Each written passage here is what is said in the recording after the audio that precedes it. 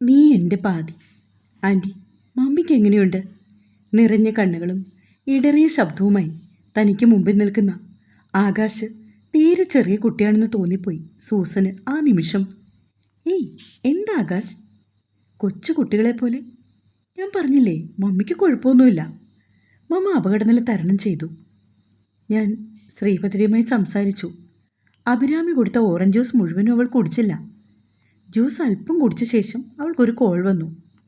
അതെടുത്ത് സംസാരിച്ചുകൊണ്ടിരുന്ന നേരത്താണ് അവൾ കുഴഞ്ഞു വീണത്. അതുകൊണ്ട് തന്നെ ജ്യൂസിൽ നിന്ന് അല്പം മാത്രമേ അവളുടെ ഉള്ളിൽ ചെന്നുള്ളൂ. അതെന്തായാലും ഭാഗ്യമാണെന്ന് വേണം പറയാൻ.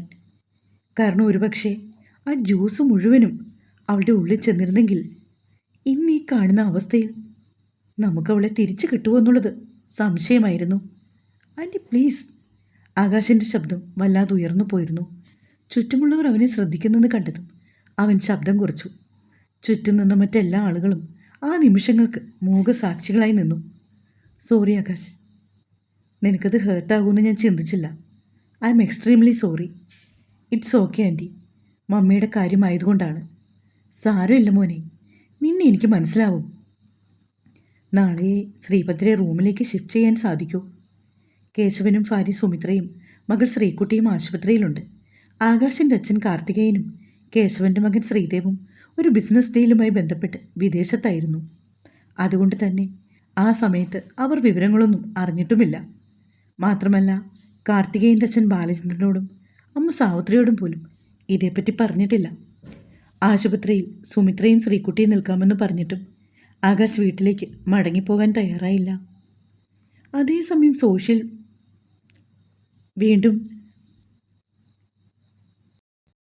വീണ്ടും ബെഡിൽ കിടക്കുന്ന ശ്രീഭദ്രയുടെ അരികിലേക്ക് വന്നു സൂസൻ.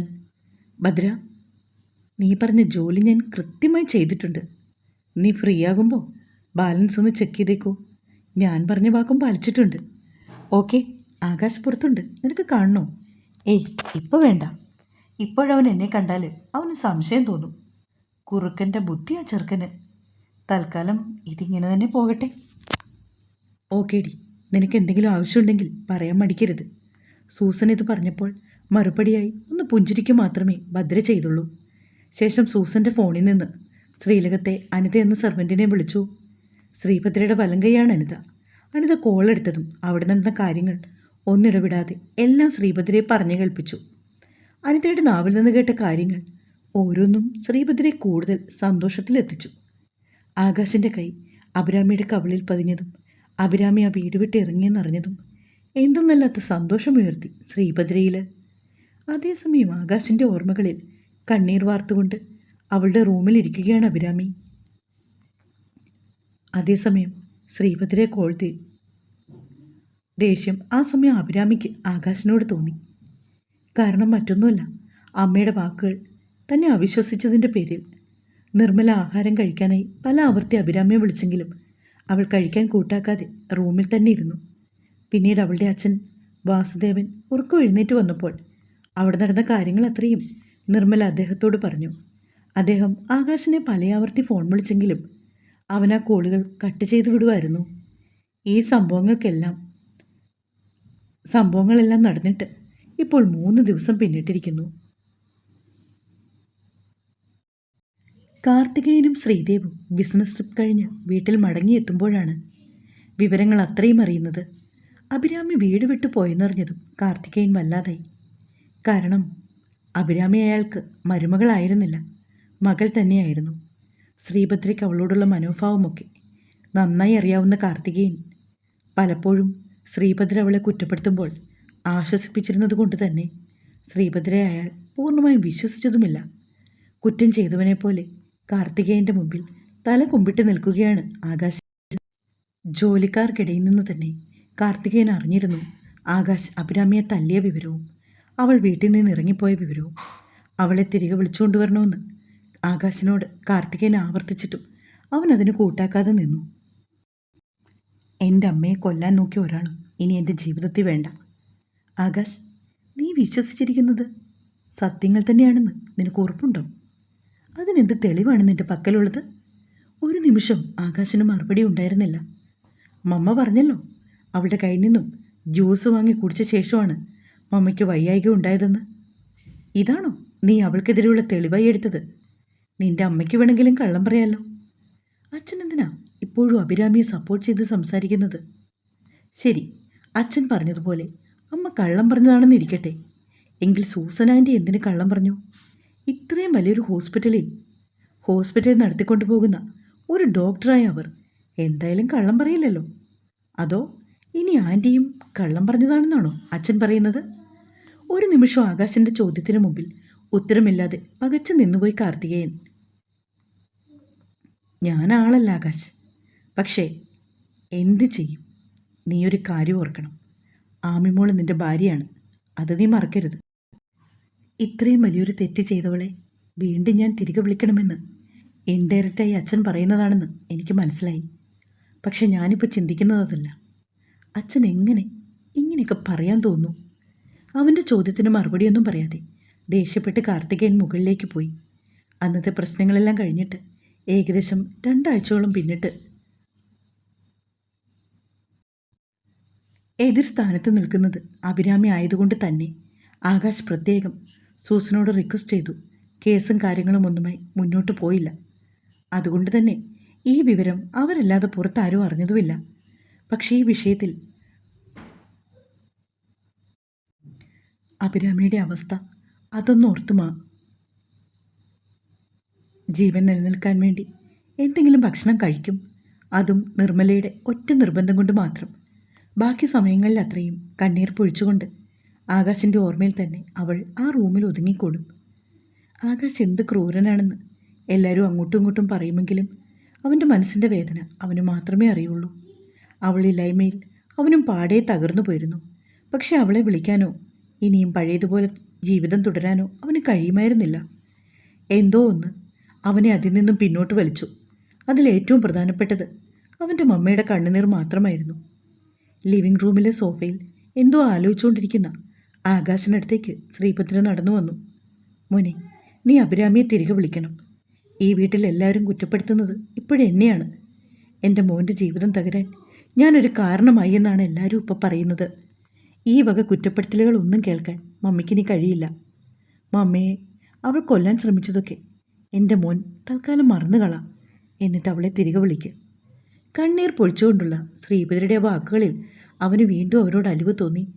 ഇത്രയൊക്കെ ക്രൂരത അഭിരാമി തൻ്റെ മമ്മിയോട് ചെയ്തിട്ടും അവർക്കിപ്പോഴും അവളോട് സ്നേഹമാണല്ലോ എന്നോർക്കെ അവന് തൻ്റെ മമ്മിയോട് എന്തെന്നല്ലാത്ത ബഹുമാനം തോന്നി. മമ്മിക്ക് മാത്രമേ ഇങ്ങനെയൊക്കെ ചിന്തിക്കാൻ സാധിക്കൂ. സ്വന്തം ജീവൻ പോലും എടുക്കാൻ ശ്രമിച്ചവളോട് ഇത്രയും കരുണ കാണിക്കണമെങ്കിൽ മമ്മിയുടെ മനസ്സ് എത്രമാത്രം.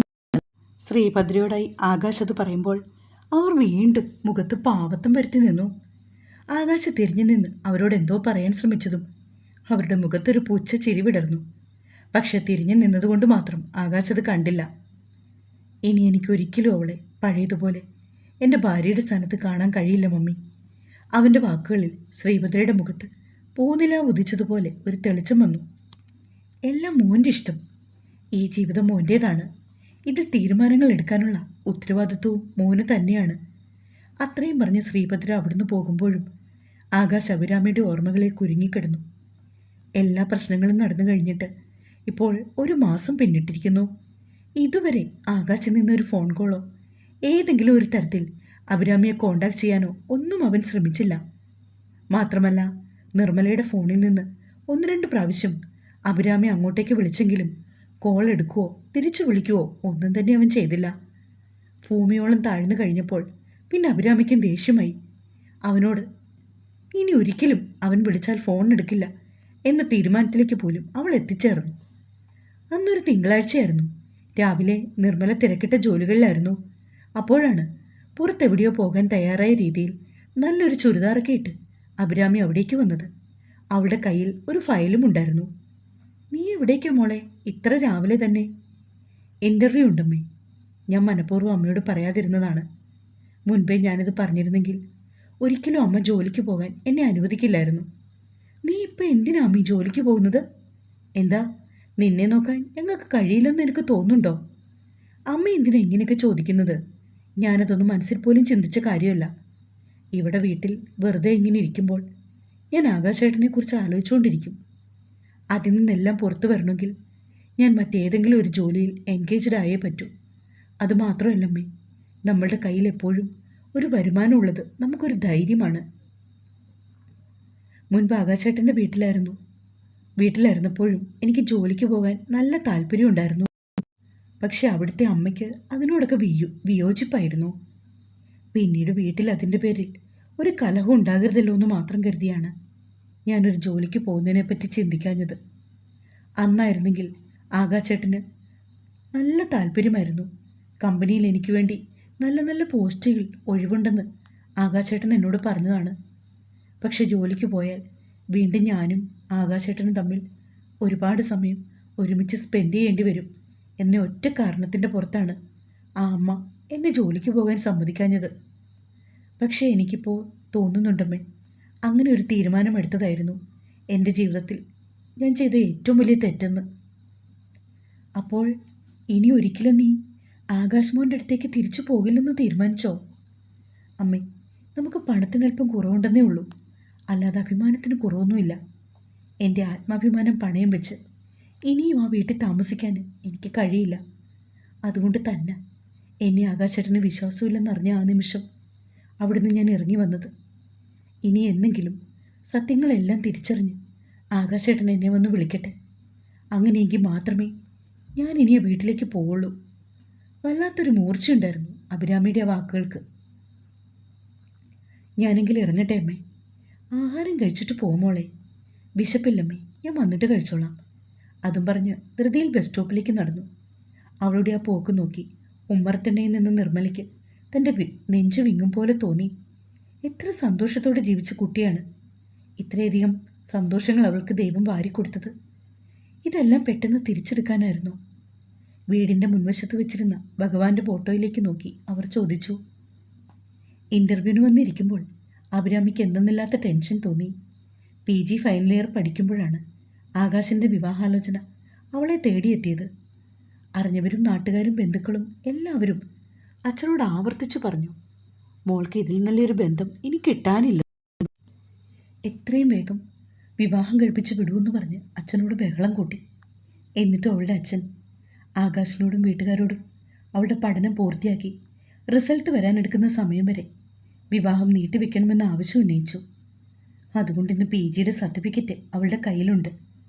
മറിച്ചായിരുന്നെങ്കിൽ പഠനം പൂർത്തിയാക്കുന്നതിന് മുമ്പ് ആകാശമായുള്ള വിവാഹത്തിന് സമ്മതം മൂളിയിരുന്നെങ്കിൽ ഒരുപക്ഷെ ആകാശിൻ്റെ അമ്മ പഠനം പോലും പൂർത്തിയാക്കാൻ സമ്മതിക്കില്ലായിരുന്നു. ആ ചിന്തകളിൽ പോലും അഭിരാമിയുടെ ഉള്ളൊന്ന് കാളി. MBA ആണ് അഭിരാമി പഠിച്ചത്. അതുകൊണ്ട് തന്നെ മാർക്കറ്റിംഗ് സെക്ഷനിലേക്കുള്ള ഒരു ഇൻ്റർവ്യൂ അറ്റൻഡ് ചെയ്യാനായിരുന്നു അവൾ എത്തിയത്. അവളെ കൂടാതെ വേറെ ഒരുപാട് ആളുകളും ഇൻ്റർവ്യൂ അറ്റൻഡ് ചെയ്യാനുണ്ടായിരുന്നു. പഠിച്ചിറങ്ങി ഉടൻ തന്നെ വിവാഹമായതിനാൽ അവൾക്ക് പ്രത്യേകിച്ച് എക്സ്പീരിയൻസോ കാര്യങ്ങളോ ഒന്നും തന്നെയില്ല. അത് അവളുടെ ഉള്ളിലെ ടെൻഷൻ്റെ തോത് വർദ്ധിപ്പിച്ചു. എങ്കിലും അത്യാവശ്യം നന്നായി തന്നെ അവൾ ഇൻ്റർവ്യൂ അറ്റൻഡ് ചെയ്തു. സെലക്ഷൻ ലിസ്റ്റിൽ പേരുണ്ടെങ്കിൽ വിളിക്കാമെന്ന് അവരറിയിച്ചതുകൊണ്ട് അവൾ തിരികെ വീട്ടിലേക്കും പോയി. പിന്നെയും ഏകദേശം ഒരാഴ്ച കഴിഞ്ഞ ശേഷമാണ് അവൾ സെലക്റ്റഡ് ആണെന്നും പറഞ്ഞ് ഒരു ഫോൺ കോൾ അവളെ തേടിയെത്തിയത്. അതിൻ്റെ തൊട്ട് പിറ്റേ ദിവസം തന്നെ ജോലിക്കായുള്ള ഓഫർ ലെറ്ററും അവൾക്ക് ലഭിച്ചു. ഇന്നാണ് അഭിരാമി ആദ്യമായി ജോലിക്ക് ജോയിൻ ചെയ്യാൻ പോകുന്ന ദിവസം. അവളുടെ വസ്ത്രങ്ങളും സാധനങ്ങളും അവളെ സംബന്ധിച്ചുള്ള എല്ലാ ആകാശൻ്റെ വീട്ടിലായിരുന്നതിനാൽ അതിൻ്റെ തലേദിവസം തന്നെ അവൾ നിർമ്മലയും കൂട്ടി ടൗണിൽ പോയി ജോലിക്ക് പോകുമ്പോഴിടാൻ ആവശ്യമായ സാരികളും ചുരിദാറും വാങ്ങി. മാത്രമല്ല ഇത്രയും ദിവസം അവൾക്ക് ഫോൺ ഉണ്ടായിരുന്നില്ല. അതുകൊണ്ട് തന്നെ ഓഫീസിൽ നിന്നും അവൾ സെലക്റ്റായി എന്ന കോൾ വന്നത് നിർമ്മലയുടെ ഫോണിലേക്കാണ്. അവൾ സ്വന്തമായി ഒരു ഫോണും വാങ്ങി.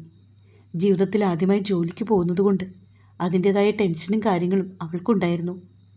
നഗരത്തിലെ തന്നെ പ്രശസ്തമായ നന്ദ്യാർ ഗ്രൂപ്പിലേക്കാണ് അവൾക്ക് സെലക്ഷൻ കിട്ടിയത്. സ്റ്റോപ്പിൽ ബസ്സിറങ്ങി മുൻപോട്ട് നടക്കുമ്പോഴേ അവൾ കണ്ടിരുന്നു നഗരത്തിൽ തല ഉയർത്തി നിൽക്കുന്ന ആ വലിയ കെട്ടിടം.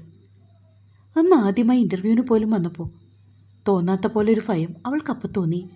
അവൾ SK ഗ്രൂപ്പിലെ ആകാശ് മേനോൻ്റെ ഭാര്യയാണ് എന്ന ഐഡൻറ്റിറ്റി മറച്ചു വെച്ചുകൊണ്ടാണ് ഈ ഇൻ്റർവ്യൂ അറ്റൻഡ് ചെയ്തത്. വേണ്ടി വന്നാൽ ഈ കമ്പനി പോലും വിലയ്ക്ക് വാങ്ങാൻ കെൽപ്പുള്ള ആകാശ് മേനോൻ്റെ വൈഫ് എന്തിനൊരു കമ്പനിയിൽ സാധാ ഒരു ജോലിക്കാരിയായി വരുന്നു എന്നുള്ളത് എല്ലായിടത്തും ചർച്ചയാകുമെന്ന് അവൾക്ക് ഉറപ്പുള്ളതുകൊണ്ട് തൽക്കാലം ആകാശ് മേനോൻ്റെ വൈഫാണ് എന്നുള്ള ഐഡൻറ്റിറ്റി മറച്ചു പിടിക്കാൻ തന്നെ അവൾ തീരുമാനിച്ചു. പുതുതായി ജോയിൻ ചെയ്യാമെന്ന അവർ ആദ്യം തന്നെ ഒരു മീറ്റിംഗ് റൂമിലേക്ക് കൊണ്ടുപോയി. അഭിരാമിയെ ചേർത്ത് ഏകദേശം 10ഓളം പേർ ആ മീറ്റിംഗ് റൂമിലുണ്ടായിരുന്നു. അവരെല്ലാവരും ഒരേ ഡിപ്പാർട്ട്മെൻറ്റിലെ ഒരേ ജോലിക്ക് വേണ്ടി സെലക്ട് ചെയ്യപ്പെട്ടവരാണ്. മീറ്റിംഗ് റൂമിൽ വെച്ച് അവരുടെ ഡിപ്പാർട്ട്മെൻറ്റ് ഹെഡ് അവരോട് മറ്റൊരു കാര്യം കൂടി പറഞ്ഞു. അല്പം നഷ്ടത്തിലായ നന്ദ്യാർ ഗ്രൂപ്പ് നഗരത്തിലെ തന്നെ പ്രശസ്തമായ മറ്റൊരു ഗ്രൂപ്പ് ഏറ്റെടുക്കാൻ പോകുന്നു എന്നതാണ് ആ സന്തോഷ വാർത്ത. ആദ്യം കേട്ടപ്പോൾ എല്ലാവരിലും ഒരു ഞെട്ടലുളവായി. കാരണം പുതുതായി തിരഞ്ഞെടുക്കപ്പെട്ട എംപ്ലോയികളുടെ ജോലി പോകുമോ എന്നൊക്കെ അവർ ഭയന്നു. പക്ഷേ 3 വർഷത്തേക്ക് അവർ കോൺട്രാക്ട് സൈൻ ചെയ്ത് ബോണ്ട് ഒപ്പിട്ട് കൊടുത്തതിനാൽ പുതുതായി ഏറ്റെടുക്കുന്ന ഗ്രൂപ്പിന് അവരെ പിരിച്ചുവിടാനുള്ള യാതൊരു അവകാശവുമില്ല. ശേഷം ഡിപ്പാർട്ട്മെൻറ്റ് ഹെഡ് തന്നെ അവരെ എല്ലാവരെയും ഡിപ്പാർട്ട്മെൻറ്റിലേക്ക് കൂട്ടിക്കൊണ്ടുപോയി. അവിടെ ഓൾറെഡി വർക്ക് ചെയ്തുകൊണ്ടിരുന്ന ആളുകൾക്ക് അവരെ പരിചയപ്പെടുത്തി കൊടുത്തു. വലിയൊരു ഹാൾ പോലെ തോന്നിച്ചു ആ സ്ഥലം. എല്ലാവർക്കും പ്രത്യേകം സിസ്റ്റവും സ്പേസുമുണ്ട്. പുതുതായി വന്നവരെ കൂടാതെ ഏകദേശം 100ഓളം പേർ അവിടെ വർക്ക് ചെയ്യുന്നുണ്ടായിരുന്നു. തുടക്ക ദിവസമായതുകൊണ്ട് തന്നെ അഭിരാമിക്ക് ജോലിയിൽ ഒട്ടേറെ സംശയങ്ങളുണ്ടായിരുന്നു. 5 വർഷത്തിന് മുകളിലായി അവിടെ വർക്ക് ചെയ്യുന്ന ജീന എന്നൊരു സ്റ്റാഫാണ് അഭിരാമിയുടെ അരികിലിരുന്നത്. അതുകൊണ്ട് തന്നെ സംശയങ്ങൾ ഉണ്ടാകുന്ന സമയത്ത് അഭിരാമി ജീനയോട് ചോദിച്ച് എല്ലാം ക്ലിയർ ചെയ്തു. വളരെ ചുരുങ്ങിയ സമയം കൊണ്ട് തന്നെ അഭിരാമി ജീനയുമായി എടുത്തു. ഉച്ചയ്ക്ക് കഴിക്കാൻ അഭിരാമി ഭക്ഷണമൊന്നും കരുതാത്തതുകൊണ്ട് അവൾ ജീനയുമൊത്ത് ക്യാൻറ്റീനിൽ പോയി. രാവിലെ ഭക്ഷണം കഴിക്കാതെ ഇറങ്ങിയതുകൊണ്ടാണോന്നറിയില്ല, അഭിരാമിക്ക് ഭക്ഷണം തീരെ കഴിക്കാൻ പറ്റുന്നില്ല. അതവൾ ജീനയോട് പറയുകയും ചെയ്തു. വൈകുന്നേരം വീട്ടിലെത്തിയിട്ടും എന്തോ ഒരു വയ്യാഴിക അവളെ പിന്തുടർന്നു. അതിനെക്കുറിച്ച് നിർമ്മലയോട് പറഞ്ഞ് ഇനി അവരെ കൂടി വിഷമിപ്പിക്കേണ്ടെന്ന് കരുതി അവൾ ആരോടും ഒന്നും തുറന്നു പറഞ്ഞില്ല. ചെറുതായി തലവേദന എടുക്കുന്നുവെന്ന് പറഞ്ഞ് ചെന്ന സമയം അല്പനേരം കയറിക്കിടന്നു. വിളക്ക് വയ്ക്കാൻ നേരത്ത് നിർമ്മല വന്ന് വിളിക്കുമ്പോഴാണ് പിന്നെ അവൾ ഉറക്കമുണർന്നത്. വിളക്ക് വെച്ച് കഴിഞ്ഞവൾ ഉമ്മറപ്പടിയിൽ വെറുതെ ഇരിക്കുമ്പോൾ നിർമ്മല ഒരു ലെറ്ററുമായി അവൾക്കരികിലേക്ക് വന്നു. അതിൻ്റെ കവർ പൊട്ടിച്ചിട്ടില്ല. ഇത് പോസ്റ്റ്മാൻ കൊണ്ടുവന്ന് തന്നതാ, മോൾക്കാണെന്നാ പറഞ്ഞേ. അതിലെഴുതിയിരിക്കുന്നത് ഇംഗ്ലീഷ് ആയതുകൊണ്ട് അമ്മയ്ക്കൊന്നും മനസ്സിലായില്ല. മോൾ തന്നെ ഒന്ന് വായിച്ചു നോക്ക്. കാര്യം എന്താണെന്ന് മനസ്സിലാവാതെ അഭിരാമി ആ പേപ്പർ വായിച്ചു. നിമി നേരം കൊണ്ട് അവളുടെ കണ്ണുകൾ നിറഞ്ഞൊഴുകി. പൊട്ടി വന്ന തേങ്ങൽ അടക്കി പിടിക്കാൻ കഴിയാതെ അവൾ വാ പൊത്തിപ്പിടിച്ചു. അവളുടെ വകഭാവങ്ങളൊക്കെ കാണുന്തോറും നിർമ്മലയും ഭയന്നു. എന്താ മോളെ, എന്താ പറ്റിയേ? നീ എന്തിനാ കരയുന്നേ? ഈ പേപ്പറിൽ എന്താ എഴുതിയിരിക്കുന്നേ? ഒന്നിനു പിറകെ ഒന്നായി നിർമ്മല ചോദ്യങ്ങൾ ആവർത്തിച്ചു. ആകാശേട്ടൻ വിവാഹമോചനത്തിനുള്ള പേപ്പർ അയച്ചിരിക്കുന്നു. അവളുടെ വായിൽ നിന്ന് ആ വാക്കുകൾ കേൾക്കെ എന്ത് ചെയ്യണമെന്നറിയാതെ നിർമ്മല നെഞ്ചിൽ കൈവച്ചു പോയി. എൻ്റെ ഭഗവാനെ, എന്തിനെൻ്റെ മോൾക്ക് ഈ വിധി കൊടുത്തു? അവർ പദം പറഞ്ഞ് കരഞ്ഞു. അവൾ പുതിയ ഫോണിൽ നിന്ന് ആകാശിൻ്റെ ഫോണിലേക്ക് വിളിച്ചെങ്കിലും മറുഭാഗത്തു നിന്നും കോൾ കട്ട് ചെയ്തു. അവൾക്ക് തല ചുറ്റും പോലെ തോന്നി. ഇരുന്ന ഇരിപ്പിൽ പിന്നോട്ട് മറിഞ്ഞു പോകാൻ തുടങ്ങി. ആഞ്ഞവളെ പിടിച്ചു നിർത്തിയത് നിർമ്മലയാണ്. ആകാശേട്ടൻ എന്നെ വേണ്ടെന്ന് പറഞ്ഞ് ആമി നിർമ്മലയുടെ നെഞ്ചിലേക്ക് വീണ് പൊട്ടിക്കരഞ്ഞു. അവളെ എങ്ങനെ ആശ്വസിപ്പിക്കണമെന്നറിയാതെ അവരും കുഴഞ്ഞു. കരയില്ലേ മോളെ, അമ്മയും അച്ഛനും ആകാശിനോട് സംസാരിക്കാം, നീ വിഷമിക്കല്ലേ. ആ രാത്രി എങ്ങനെയൊക്കെയോ ഉറങ്ങാതെ തിരിഞ്ഞും മറിഞ്ഞും കിടന്നവൾ നേരം വെളുപ്പിച്ചു. പുതിയ കമ്പനിയിൽ ജോയിൻ ചെയ്ത് വെറും 1 ദിവസം മാത്രമായതിനാൽ അവൾക്ക് ലീവ് ലഭിക്കുക അസാധ്യമായിരുന്നു. അതുകൊണ്ട് തന്നെ മനസ്സില്ലാ മനസ്സോടെ അവൾ ജോലിക്ക് പോകാൻ റെഡിയായി. അവൾക്കൊപ്പം തന്നെ നിർമ്മലയും വാസുദേവനും റെഡിയായി ആകാശിൻ്റെ വീട്ടിലേക്ക് പോകാൻ. 1 ദിവസം മുഴുവൻ ഉറങ്ങാതിരുന്നതിൻ്റെ ഫലമായി അവളുടെ കൺപോളകൾ വീർത്തു. അവളെ ഒറ്റ നോട്ടത്തിൽ കാണുന്ന ഏതൊരാൾക്കും എളുപ്പം മനസ്സിലാകുന്ന വിധത്തിലായിരുന്നു അവളുടെ മാറ്റങ്ങൾ. ജീന അതേപ്പറ്റി അവളോട് ചോദിക്കുകയും ചെയ്തു. തലവേദനയാണെന്ന് കള്ളം പറഞ്ഞ് അഭിരാമി ഒഴിഞ്ഞു മാറി. അവൾ പറഞ്ഞതൊരു നുണയാണെന്ന് മനസ്സിലായിട്ടും ജീന കൂടുതലൊന്നും ചോദിച്ച് അവളെ ബുദ്ധിമുട്ടിച്ചില്ല. അതേസമയം നിർമ്മലയും വാസുദേവനും ആകാശിൻ്റെ വീടിനടുത്തുള്ള സ്റ്റോപ്പിൽ ബസ്സിറങ്ങി വീട്ടിലേക്ക് നടക്കുകയാണ്. ശ്രീലകത്തിൻ്റെ മുന്നിൽ ചെന്ന് കോളിമ്പലിൽ വിരലമർത്തി അക്ഷമയോടെ അവരവിടെ നിന്നു. വാതിൽ തുറന്നത് ശ്രീഭദ്രയായിരുന്നു. എന്തു വേണം? അകത്തേക്ക് കയറാൻ പോലും ക്ഷണിക്കാതെ ശ്രീഭദ്ര പുറത്തു നിർത്തി അവരോട് സംസാരിച്ചു. ഞങ്ങൾ ആകാശ് മോനെ കാണാൻ വന്നതാ. എന്തിന്? ധാഷ്ട്യം നിറഞ്ഞ ശ്രീഭദ്രയുടെ സ്വരം. അത് മോനോട് പറയാനുള്ള കാര്യമാണ്. ക്ഷമ നശിച്ചതുപോലെ വാസുദേവൻ പറഞ്ഞു. അപ്പോയിൻമെൻ്റ് ഉണ്ടോ? നിർമ്മലയും വാസുദേവനും പരസ്പരം മുഖത്തോട് മുഖം നോക്കി. ഇതവൻ വർക്കൗട്ട് ചെയ്യുന്ന സമയമാണ്. ഈ സമയത്ത് ആർക്കും അവനെ കാണാൻ സാധിക്കില്ല. നിങ്ങൾക്ക് അത്യാവശ്യമാണെങ്കിൽ പോയിട്ട് പിന്നീട് ഒരു ദിവസം വരൂ. ഇറങ്ങി പോകാൻ പറയുന്നതിന് തുല്യമായിരുന്നു ശ്രീഭദ്രയുടെ ആ വാക്കുകൾ. നിർമ്മലയ്ക്ക് കണ്ണ് നിറഞ്ഞു വന്നു. വാസുദേവൻ അവരുടെ കൈയും പിടിച്ച് പുറത്തേക്ക് നടന്നു. ഇത്ര വലിയ വീട്ടിലേക്കൊന്നും അവളെ അയക്കേണ്ടിയിരുന്നില്ല, അല്ലേ വാസുവേട്ട? ഇതിപ്പോൾ നമ്മൾ അവരുടെ അടിമകളെ പോലെ ഒന്നും അങ്ങോട്ട് പറയാൻ കഴിയാതെ അവർ പറയുന്നത് അത്രയും കേട്ട് അനുസരിച്ച് നിൽക്കേണ്ടി വരുന്ന അവസ്ഥ. ഏറെ നേരം നിർമ്മല സംസാരിച്ചിട്ടും വാസുദേവൻ ഒന്നും തന്നെ തിരിച്ചു പറഞ്ഞിരുന്നില്ല. അയാൾക്ക് ഒരുപാട് വേദനിക്കുന്നുണ്ടായിരുന്നു ഒരേയൊരു മകളുടെ ഈ അവസ്ഥയോർത്ത്. പക്ഷേ ആകാശ് മോൻ്റെ ഭാഗത്തു നിന്നും ഇങ്ങനെ ഒരു നീക്കമുണ്ടാകുമെന്ന് ഞാൻ ഒട്ടും പ്രതീക്ഷിച്ചില്ല. ഉള്ളിലുള്ള വിഷമം കണ്ണീരായി പുറത്തു വന്നുകൊണ്ടിരുന്നു. നിർമ്മലയ്ക്ക് അതിൻ്റെ പ്രതിഫലനം പോലെ ഉടുത്തിരുന്ന സാരി വെച്ച് ഇടയ്ക്കിടയ്ക്ക് കണ്ണീർ ഒപ്പുന്നുണ്ടവർ. മോൾ വലിയ പ്രതീക്ഷയെന്ന നിലയ്ക്കാണ് ജോലിക്ക് പോയിരിക്കുന്നത്. നമ്മൾ വന്ന് ആകാശിനെ കണ്ട് കാര്യങ്ങളെല്ലാം സംസാരിക്കുമെന്നൊക്കെ വിചാരിച്ചാണ് അവൾ പോയതെന്നും അവൾ തിരിച്ചു വന്ന ശേഷം ഇതൊക്കെ അറിയുമ്പോൾ പാടെ തകർന്നു പോകുമെന്നും പറഞ്ഞ് നിർമ്മല കുറേ കരഞ്ഞു. നിർമ്മലയുടെ ആ സംസാരത്തിനും വാസുദേവൻ മറുപടിയൊന്നും പറഞ്ഞില്ല.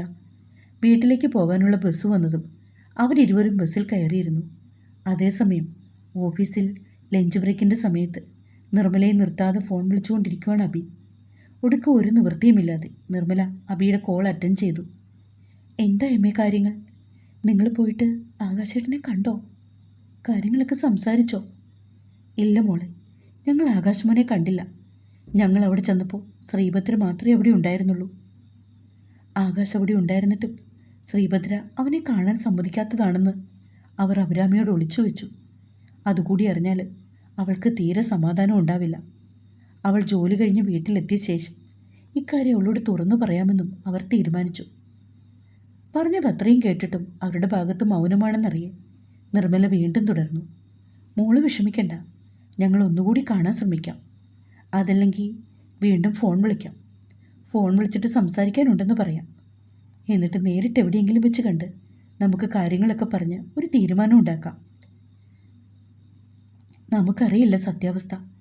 വിവാഹമോചനത്തിലുള്ള ഈ പേപ്പർ ചിലപ്പോൾ ശ്രീഭദ്രയുടെ നിർബന്ധത്തിന് വഴങ്ങി ആകാശ് ചെയ്തതായിരിക്കും. അലസമായി ഒന്ന് മൂളിക്കൊണ്ടവൾ ഫോൺ കട്ട് ചെയ്യുമ്പോൾ അവളുടെ കണ്ണുകൾ നിറഞ്ഞു വന്നു. 4-ാം നിലയിൽ സ്ഥിതി ചെയ്യുന്ന ക്യാൻറ്റീനിലായിരുന്നു ആ സമയം അവൾ. വലിയ ഗ്ലാസ് ഡോറിനുള്ളിലൂടെ പുറത്തേക്ക് കാണുന്ന നഗര കാഴ്ചകൾ നോക്കി അവൾ നിൽക്കുമ്പോഴായിരുന്നു ജീന വന്നിട്ട് കയ്യിൽ പിടിച്ചത്. താൻ ഭക്ഷണം കഴിച്ചില്ലേ? ലഞ്ച് ബ്രേക്ക് കഴിഞ്ഞു. എനിക്ക് വേണ്ട ജീന, വിശപ്പില്ല. അതും പറഞ്ഞുകൊണ്ടവൾ ടേബിളിലിരുന്ന ഫുഡ് എടുത്ത് ബിന്നിലേക്കിട്ടു. അഭിരാമിയുടെ മുഖം കാണുക കണ്ടതും അവൾ കരഞ്ഞിട്ടുണ്ടെന്ന് ജീനയ്ക്ക് മനസ്സിലായി. ഇനിയും കൂടുതൽ എന്തെങ്കിലും ചോദിച്ച് അവളെ സങ്കടപ്പെടുത്താൻ ജീന ആഗ്രഹിച്ചിരുന്നില്ല. ഉച്ചയ്ക്ക് ആഹാരം കഴിക്കാത്തതിൻ്റെ ഫലമായിട്ടാണോന്നറിയില്ല, ആമിക്ക് സിസ്റ്റത്തിൻ്റെ മുമ്പിലിരിക്കുമ്പോൾ ചെറുതായി തല കറങ്ങും പോലെ തോന്നി. എങ്കിലും അവളതത്ര കാര്യമാക്കിയില്ല. ആ സമയത്താണ് ഡിപ്പാർട്ട്മെൻറ്റ് ഹെഡ് മുൻപിലേക്ക് വന്ന് കൈകൾ ക്ലാപ്പ് ചെയ്ത് എല്ലാവരുടെയും ശ്രദ്ധ അങ്ങോട്ട് ആകർഷിച്ചത്. എല്ലാവരെയും പോലെ അഭിരാമിയും ആ ഭാഗത്തേക്ക് നോക്കി. ഗൈസ്, എല്ലാവരോടും ഒരു ഇമ്പോർട്ടൻ്റായ കാര്യം പറയാനുണ്ട്. നമ്മുടെ ഈ കമ്പനിയുടെ മാനേജ്മെൻറ്റ് ചേഞ്ച് ആകുന്ന കാര്യം നിങ്ങൾ ഓരോരുത്തരും അറിഞ്ഞല്ലോ. ആക്ച്വലി 1 മന്ത് കൂടി കഴിഞ്ഞാണ് പുതിയ മാനേജ്മെൻറ്റ് ചുമതല എടുക്കുന്നത് എന്നാണ് ഇതുവരെ നമുക്ക് കിട്ടിയ ഇൻഫർമേഷൻ. എന്നാൽ ഇപ്പോൾ പെട്ടെന്ന് ലഭിച്ച ഒരു വിവരമാണ്. നാളെ തന്നെ പുതിയ മാനേജ്മെൻറ്റ് നമ്മുടെ കമ്പനിയുടെ ചുമതല ഏറ്റെടുക്കുന്നതായിരിക്കും. അതിൻ്റെ ഭാഗമായിട്ട് എല്ലാവർക്കും ഡ്രസ് കോഡ് ഉണ്ടായിരിക്കണം. ഗേൾസിന് റെഡും ബോയ്സിന് ബ്ലാക്ക് കളേഴ്സുമാണ് നമ്മൾ പ്രിഫർ ചെയ്യുന്നത്. ഡിപ്പാർട്ട്മെൻറ്റ് ഹെഡിൻ്റെ വാക്കുകൾ എല്ലാവരും ശ്രദ്ധയോടെ കേട്ടു. അന്ന് വൈകിട്ട് ജോലി കഴിഞ്ഞ് ഇറങ്ങാൻ നേരം ജീന നടന്ന് അഭിരാമിക്ക് അടുത്തേക്ക് വന്നു. എടാ, തനിക്ക് റെഡ് ഡ്രസ്സ് ഉണ്ടോ? ഇല്ല ജീന. താൻ വരുന്നുണ്ടോ വാങ്ങാൻ? ഇവിടെ അടുത്തൊരു മാളുണ്ട്. അത്യാവശ്യം നല്ല ബ്രാൻഡുകളെല്ലാം അവിടെ കിട്ടും. ഒടുക്കം താല്പര്യമില്ലെങ്കിലും ജീനയുടെ നിർബന്ധത്തിന് വഴങ്ങി അഭിരാമിയും അവൾക്കൊപ്പം ചെന്നു. അവിടെ ഉണ്ടായിരുന്ന ഓരോ വസ്ത്രങ്ങളിലൂടെയും ജീന കണ്ണോടിക്കുന്നുണ്ടെങ്കിലും അഭിരാമി എന്തൊക്കെയോ ആലോചനകളിൽ മുഴുകി മറ്റൊന്നിലേക്കും ശ്രദ്ധ കൊടുക്കാതെ ഒരു സൈഡിൽ മാറി അങ്ങനെ നിന്നു. എടോ, താൻ ഡ്രസ്സ് നോക്കുന്നില്ലേ? പുതിയ മാനേജ്മെൻറ്റിനെ ഇമ്പ്രസ് ചെയ്യാനേ നമുക്ക് കിട്ടിയ ഒരു ഗോൾഡൻ ചാൻസാണിത്. നന്നായിട്ട് യൂട്ടിലൈസ് ചെയ്തോളൂ. ഒറ്റക്കണ്ണ് ഇറക്കി ജീനി അത് പറഞ്ഞുകൊണ്ട് വീണ്ടും ഡ്രസ്സ് സെലക്ട് ചെയ്യാൻ തുടങ്ങി. അവിടുത്തെ ഹാങ്ങറിൽ ഹാങ് ചെയ്ത ഒരു റെഡ് കളർ ജോർജറ്റ് സാരിയാണ് ആമി എടുത്തത്. ജീനയോട് യാത്ര പറഞ്ഞ് ബസ്സിൽ കയറിയപ്പോഴും ആമിയുടെ ചിന്തകൾ പലതും പല വഴിക്ക് നീങ്ങി. വൈകിട്ട് വീട്ടിലെത്തിയിട്ടും അവൾക്കൊരു സമാധാനമില്ല. ഇടയ്ക്ക് എപ്പോഴോ അവൾക്കുള്ള ചായയുമായി റൂമിലേക്ക് പോയ നിർമ്മല കാണുന്നത് ആകാശ് അയച്ച ഡിവോഴ്സ് നോട്ടീസും കയ്യിൽ പിടിച്ച് ആലോചനയിൽ മുഴുകി നിൽക്കുന്ന ആമിയാണ്. മോളെ, നീ എന്തിനാ എപ്പോഴും ഇങ്ങനെ നോക്കി ഇതും നോക്കിക്കൊണ്ടിരിക്കുന്നത്? മനസ്സിൻ്റെ വിഷമം കൂടത്തേ ഉള്ളൂ.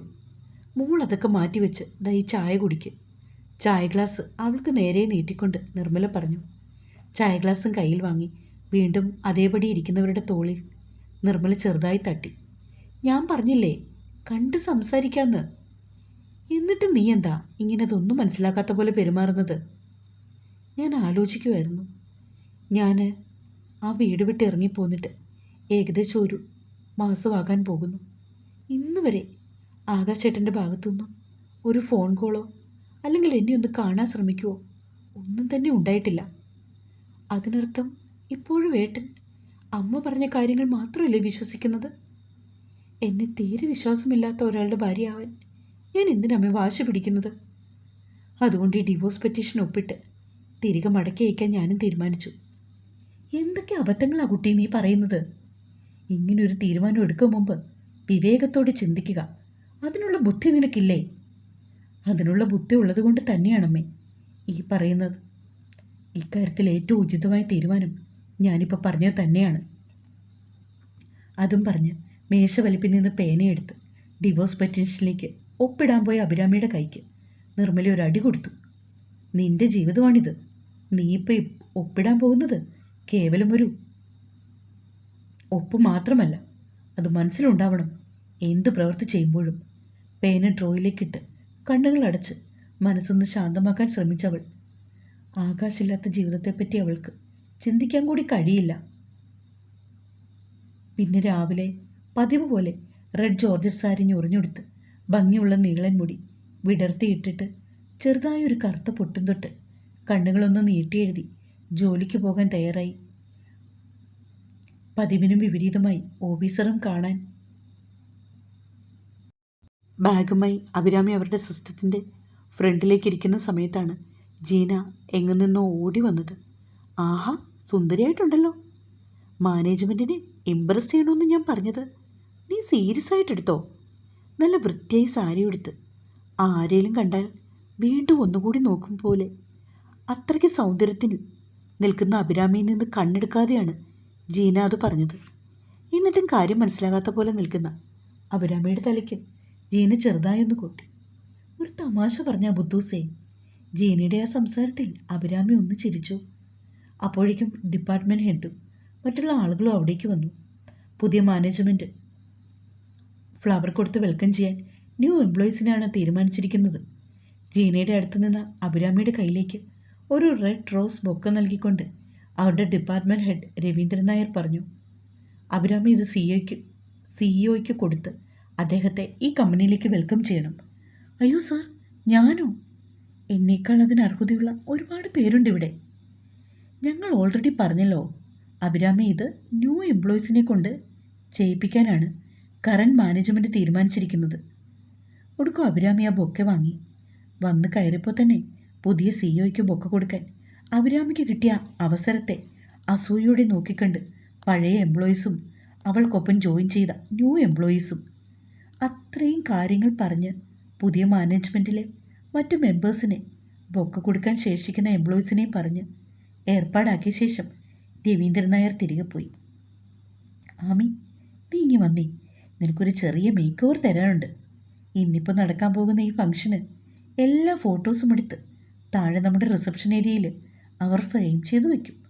ആ ഫോട്ടോസിലൊക്കെ നല്ല അടിപൊളിയായിട്ടിരിക്കണ്ടേ? വാ, നിന്നെ ഞാൻ അടിപൊളിയാക്കി തരാം. അഭിരാമിയെ പിടിച്ചുകൊണ്ട് ജീന നേരെ വാഷ്റൂമിലേക്ക് നടന്നു.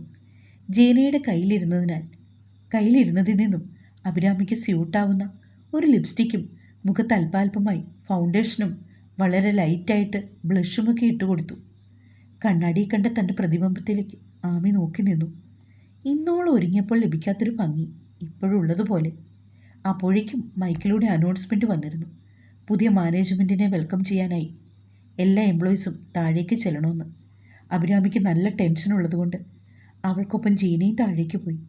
രവീന്ദ്രൻ നായർ അഭിരാമിക്കരികിലേക്ക് ചെന്ന് വളരെ സൗണ്ട് കുറച്ച് പറഞ്ഞു, അഭിരാമി, ആ തിരിഞ്ഞു നിന്ന ഒരാളോട് സംസാരിക്കുന്ന ആളെ കണ്ടോ? അതാണ് നമ്മളുടെ പുതിയ CEO ആകാശ് മേനോൻ. രവീന്ദ്രൻ നായർ ആ പേര് പറഞ്ഞതും ആകാശ് അവർക്ക് നേരെ തിരിഞ്ഞതും ഒന്നിച്ചായിരുന്നു. അക്ഷരാർത്ഥത്തിൽ ഞെട്ടിപ്പോയിരുന്ന അഭിരാമി ആകാശിൻ്റെ കത്തുന്ന നോട്ടം നേരിടാനാവാതെ മിഴികൾ ഇറുക്കിയടച്ച് കളഞ്ഞവൾ തുടരും.